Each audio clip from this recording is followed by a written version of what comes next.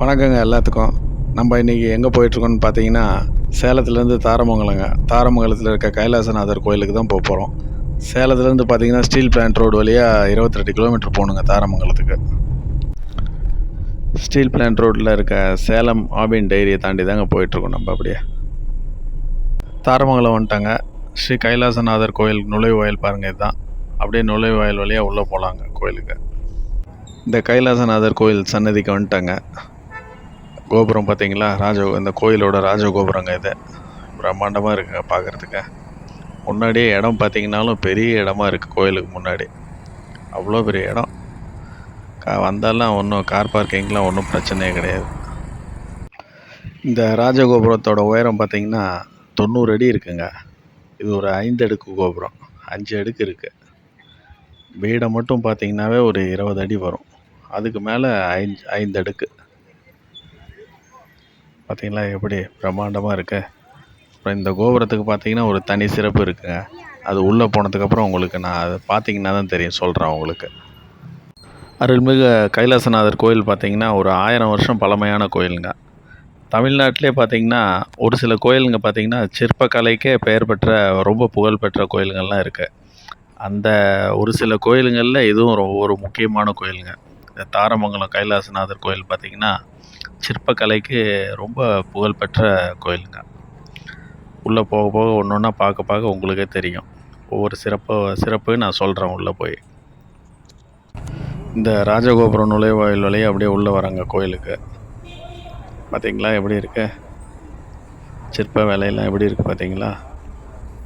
நுழைவாயில் ஒரு கிட்டத்தட்ட ஒரு 15லேருந்து 20 அடி சுமார் வருங்க. எப்போவுமே குளிர்ச்சியாக இருக்கிற மாதிரி இருக்க பவளக்கல் தாங்க இந்த கோயில் நுழைவாயில் வாசப்படிக்கல்லாம் போட்டிருக்காங்க. பார்த்தீங்களா, படிக்கல் பக்கத்துலேயே பாருங்கள் எப்படி இருக்குது சிற்பங்கள்லாம். நல்ல கலைநயத்தோடு வேலை செஞ்சுருக்காங்க. சின்ன சின்ன இது கூட எவ்வளோ அழகாக இருக்குது பாருங்கள். இந்த ராஜகோபுர நுழைவாயில் கதவை பார்த்தீங்களா, பிரம்மாண்டங்க. எவ்வளோ அழகாக நீட்டாக வேலை செஞ்சுருக்காங்க பாருங்கள். சின்ன சின்ன இது சிலைங்க, துல்லியமாக வேலை. நடுவில் பார்த்திங்கன்னா கூரான இரும்பில் ஆன ஒரு குமிழ் மாதிரி இருக்குது, அது பதிச்சிருக்காங்க. பக்கமாக தான் இருக்குது எல்லாமே. போர்க்காலத்துலலாம் பார்த்திங்கன்னா மக்கள் மற்றும் இந்த பொருட்கள்லாம் வந்து பாதுகாப்பாக இருக்கிறதுக்கு இந்த கோயிலை தான் பயன்படுத்தியிருக்காங்க. எதிர் நாட்டவர் வந்து யானையை வச்சு தாக்குனா கூட இந்த கதவெல்லாம் வந்து உடச்சிட்டு உள்ளே வர முடியாதுங்க. அதனால தான் இந்த குமிழ்லாம் கொடுத்துருக்காங்க. எந்த அளவுக்கு அந்த காலத்திலே பாதுகாப்பு கருதி பண்ணியிருக்காங்க பாருங்கள் இந்த கதவுகள் எல்லாம். இந்த கோயிலுக்கு நுழையிறதுக்கு முன்னாடி 2வது பவளக்கல் படிக்கட்டுங்க இது. இதுலேயும் பார்த்தீங்கன்னா சைடில் பாருங்கள் எப்படி வச்சிருப்ப வேலை பாருங்கள். பிரமாதமாக இருக்குங்க. 2 சைடுமே அதே தான். இந்த சைடு பார்த்த மாதிரியே தான் இந்த சைடு 2 பக்கமும் அதே மாதிரி தான் பாருங்கள். உள்ளே வரோம். நுழைவாயிலேருந்து பார்த்தீங்கன்னா ஸ்டெப்ஸ் கீழே இறங்கி தான் போகணும். இந்த கோயில் மட்டம் வந்து பார்த்திங்கன்னா கீழ் லெவலில் இருக்குது. அப்படியே ஒரு ரவுண்டு காமிக்கிறேன் பாருங்கள் எப்படி இருக்குன்னு. இந்த கோயில் எதை வச்சு இந்த மாதிரி கீழ் மட்டத்தில் பண்ணியிருக்காங்கன்னு தெரியல இந்த கோயில். கோயிலுக்கு உள்ளே வந்துட்டாங்க. உள்ளே வந்து கோபுரத்தை காமிக்கிறேன் பாருங்கள். இந்த கோபுரத்துக்கு ஒரு சிறப்பு இருக்குதுன்னு சொல்லியிருந்தேன் இல்லைங்க. இப்போ நான் காமிக்கிறத பார்த்தாவே நீங்களே தெரிஞ்சுக்குவீங்க பாருங்கள். இந்த கோபுரமே ஒரு தேர் மாதிரி பண்ணி அதை வந்து அப்படியே தேரை கட்டி இழுத்துட்டு போகிற மாதிரி யானைகளும் குதிரைகளும் பாருங்கள். தேர் சக்கரை மாதிரிலாம் கூட பண்ணியிருக்காங்க பாருங்கள். கல்லுலேயே அப்படி செதுக்கியிருக்காங்க பாருங்கள். எவ்வளோ பிரமாதமாக பண்ணியிருக்காங்க.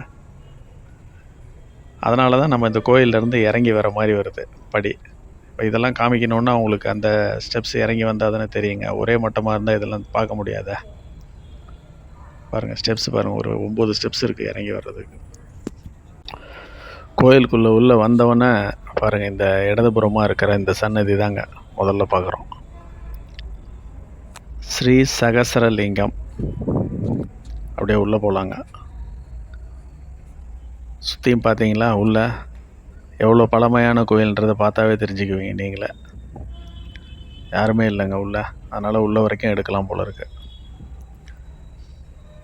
அப்படியே சகசரலிங்கத்தை தரிசனம் பண்ணிவிட்டு அப்படியே போகலாங்க.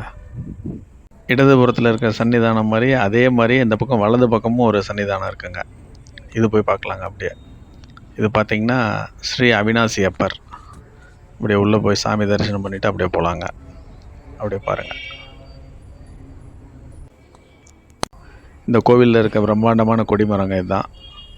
இதை தாண்டி போனோன்னா நந்தி சிலை, அதுக்கப்புறம் மெயின் மண்டபம். இந்த கோவில் மண்டபத்துக்கு மேலே இருக்க சிலைகளை தாங்க பார்த்துட்ருக்கீங்க. அப்படியே கீழே பார்த்தீங்கன்னா அந்த தூண்கள் பார்த்தீங்களா, பிரம்மாண்டமான தூண்கள்ங்க. ஒன்று ஒன்றும் கலை நியமிக்க வேலைப்பாடுகளோடு இருக்க தூண்கள். எல்லாம் வரவங்க எல்லாம் கை தொடுறதுனால பழுதாகுன்றனால அதை தடுக்கிறதுக்கோசரம் ஃபுல்லாக கவர் பண்ணிட்டாங்க எல்லாம் கம்பி கேட்டில். சும்மா பார்க்கலாம் நம்ம, அவ்வளோதான், தொட முடியாது. மூலஸ்தானத்தில் இருக்க அவினாஷ்லிங்கரை தரிசனம் பண்ணுறதுக்கு முன்னாடி இங்கே விநாயகரை கும்பிட்டு போகணுங்க. விநாயகர் சந்நிதியில் பார்த்திங்கன்னா 3 விநாயகர் வச்சுருக்காங்க. வித்தியாசமாக இருக்குது. ஸ்ரீ மும்முடி விநாயகர் அப்படி தான் போட்டிருக்காங்க. வேறு எந்த கோயிலையும் 3 விநாயகர் இருக்க மாதிரி தெரியலங்க.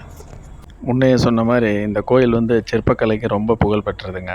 பாருங்கள், பார்த்தீங்கன்னா இப்படி கயிறு மாதிரிலாம் இது பண்ணியிருக்காங்க பாருங்கள். இந்த சிலையில் நுணுக்கமான வேலைகள்லாம் அந்தளவுக்கு நீட்டாக பண்ணியிருக்காங்க.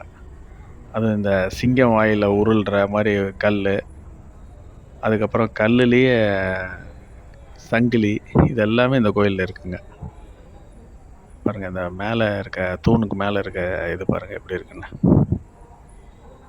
எல்லாம் ரொம்ப பழமை ஆயிடுச்சுங்க. ஆனால் இந்த கோயிலில் இருக்கிற இன்னொரு சிறப்பான சிற்ப வேலைப்பாடை பற்றி சொல்லணுன்னா, ராமர் வாலியையும் சுக்ரீவனையும் வதம் பண்ணுற காட்சிங்க. ராமர் இருக்கிற சிலைகிட்டேருந்து பார்த்தீங்கன்னா சுக்ரீவனும் வாலியும் தெரியும். அதே வாலியும் சுக்ரீவனும் இருக்கிற இடத்துலேருந்து பார்த்திங்கன்னா ராமர் தெரிய மாட்டாருங்க. அந்த மாதிரி ஒரு நுட்பமான வேலைப்பாடு இங்கே பார்க்கலாம்.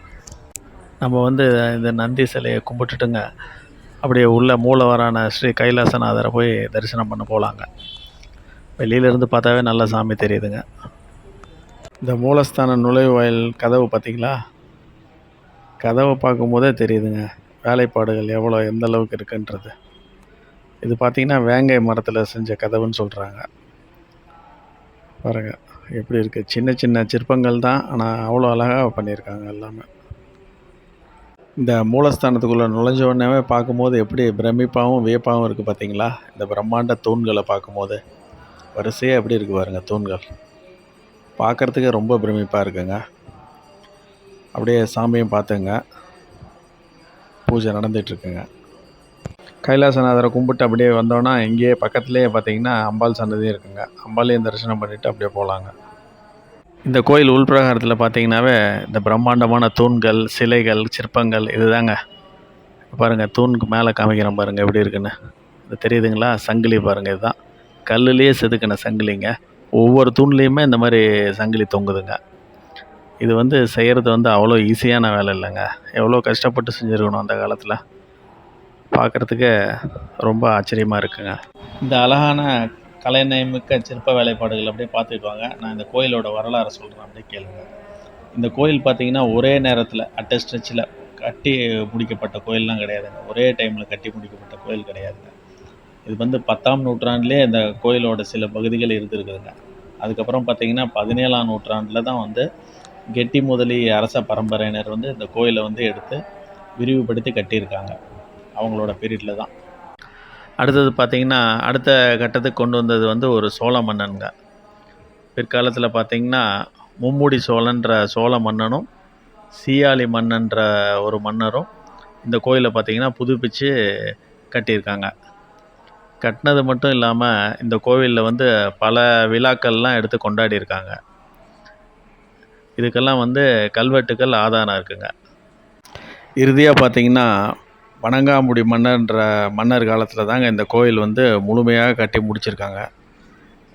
எவ்வளோ மன்னர்கள் இது இந்த கோயிலை கட்டுறதுக்கு பாடுபட்டுருக்குறாங்க. இந்த கோவிலோட வரலாறு அவ்வளோதாங்க. 3 தலை மற்றும் 3 கால் இருக்கிற மாதிரி ஒரு வித்தியாசமான சாமிங்க இது. ஸ்ரீ ஜுரஹரேஸ்வரர். இந்த சாமிக்கு பார்த்திங்கன்னா மிளகு ரசமும் சாதமும் வடை மாலையும் வச்சு படைச்சி வேண்டிக்கிட்டால் தீராத நோயும் காய்ச்சலும் குணமாகவும் ஒரு நம்பிக்கைங்க. இந்த கோயில்லையும் பார்த்திங்கன்னா 63 நாயன்மார்கள் சிலைகள் இருக்குங்க. ஒவ்வொரு சிலைக்கு மேலேயும் பெயர், பிறந்த மாதம், அப்புறம் நட்சத்திரம் 3மே குறிப்பிட்டிருக்காங்க. இந்த 63 நாயன்மார்களில் முதன்மையானவர்களாக இருக்கிற திருஞான சம்பந்தர், அப்பர், சுந்தரர், அப்புறம் மாணிக்க வாசகர் 4 பேர்த்தோட சிலையும் தனியாக வச்சுருக்காங்க. இந்த தூண்களோட மேலே இருக்கிற சீலிங்கை காமிக்கிறேன் பாருங்கள். மேல் சீலிங்கில் கூட பாருங்கள் எப்படி சிற்ப வேலைப்பாடுகள் பாருங்கள் எந்த அளவுக்கு பண்ணியிருக்காங்க. இந்த உள் சுற்றுப்பிரகாரத்தை சுற்றி வந்துட்டாங்க. எல்லா சிற்பங்களையும் பார்த்துட்டு வந்துட்டோம். மறுபடியும் இன்னொரு தடவை வந்து கைலாசநாதரை மட்டும் தரிசனம் பண்ணிவிட்டு அப்படியே வெளியே கிளம்பலாங்க. அப்படியே போகலாங்க வெளியில். மூலவரை தரிசனம் பண்ணிவிட்டு அப்படியே வெளியில் வந்துட்டாங்க. வெளி சுற்றுப்பிரகாரத்துக்கு போகலான்னு வரும்போது இங்கே மூலையிலேயே பார்த்தீங்கன்னா தூண்கள் கீழே பாருங்கள், இப்படி சுற்றியுமே சிங்கங்கள் வச்சுருக்காங்க பாருங்கள், சிற்பங்கள். இது மேலே இருக்கிற தூண்கள்லாம் பார்த்திங்கன்னா இசை தூண்கள்.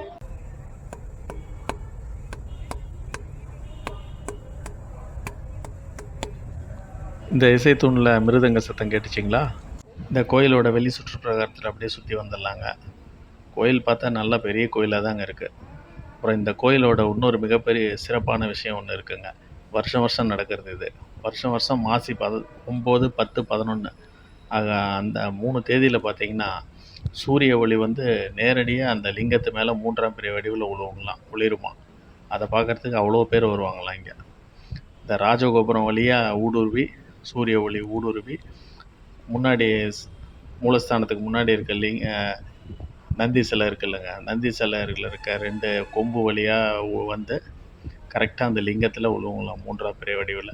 அதை பார்க்குறதுக்கு அவ்வளோ பேர் வருவாங்களாம். இந்த கோயில் சுற்றுப்பிரகாரத்தை அப்படியே சுற்றி வந்துட்டாங்க. நல்லா பெரிய ரவுண்டு தாங்க. அப்படியே ராஜகோபுரத்தை பார்த்துக்கிட்டே அப்படியே வெளியே போகலாங்க. இந்த வீடியோவையும் இதோடு முடிச்சுக்கிறேங்க. இந்த வீடியோ பிடிச்சிருந்தா கண்டிப்பாக உங்கள் ஃப்ரெண்ட்ஸுங்களுக்கெல்லாம் ஷேர் பண்ணி விடுங்க. வீடியோவை லைக் பண்ணுங்கள். சப்ஸ்கிரைப் பண்ணாதவங்க சேனலை சப்ஸ்கிரைப் பண்ணி பாருங்கள். ஓகேங்க, அடுத்த வீடியோவில் பார்க்கலாம். பாய்.